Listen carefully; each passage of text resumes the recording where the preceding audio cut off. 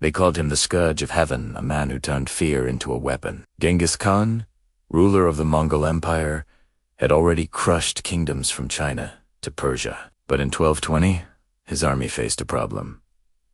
Even they couldn't solve the walled city of Kashmir. Historically debated, some accounts name it as the city of Katakugan, or its defenses were legendary. High stone walls, moats, and archers who rained death on anyone who dared approach. For weeks, the Mongols attacked and failed. Frustration spread through the camp. The Khan's soldiers whispered that even his fury could not break this fortress. But Genghis Khan did not rage. He waited and watched. Then, one night, he summoned his generals.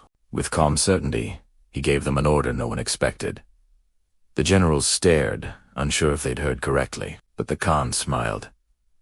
He wasn't joking. He was planning to turn nature itself into his next weapon. And soon, those 1,000 cats would burn an entire city to the ground. The next morning, Genghis Khan's men rode out, not with swords drawn, but with cages and nets. From nearby villages, forests, and fields, they gathered hundreds of cats and birds, ravens, pigeons, even sparrows, terrified, screeching, clawing at their captors. By nightfall, the animals filled the camp. The soldiers murmured among themselves. None understood what the great Khan intended. Then, under the glow of the campfires, Genghis Khan revealed his plan. He ordered strips of oiled cloth and sulfur to be tied to each creature's back and set alight. The animals, terrified by the fire, were released all at once. They fled not toward the Mongols, but back toward their homes, into the very heart of the besieged city. Within minutes, flames began to rise. Houses caught fire. Roofs collapsed. Smoke thickened over the walls. Panic spread among the defenders. Their city was burning from within. Archers abandoned their posts. Gates swung open as people ran for their lives. And that was when the Mongols struck. They poured through the gates like a black tide, swift, merciless, unstoppable. By dawn, the once proud city lay in ashes.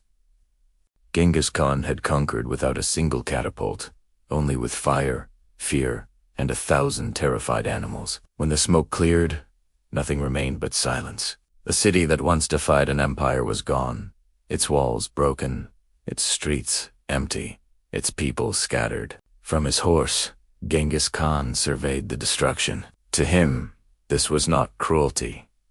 It was strategy, a lesson to the world that no fortress, no defense, no pride of stone could stand against Mongol ingenuity. Word of the burning cats spread across Central Asia like wildfire itself. Other cities, hearing what had happened, surrendered without a fight. The great Khan had turned fear into diplomacy, but history remembers the moment differently.